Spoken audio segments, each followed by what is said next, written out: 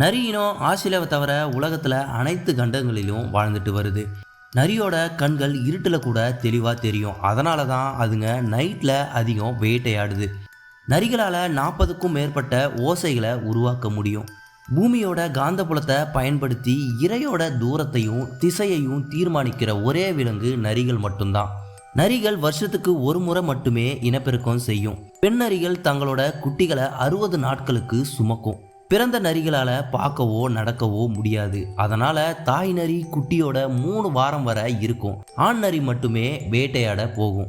நரிகளோட குகைகள் பெரும்பாலும் புதர்லையும் சில சமயங்கள்ல மரத்தோட வேர்களின் கீழவும் இருக்கும். ஆர்டிக் நரிகளுக்கு 94 டிகிரி ஃபாரன்ஹீட்டை அடையும் வர குளிரதே கிடையாது.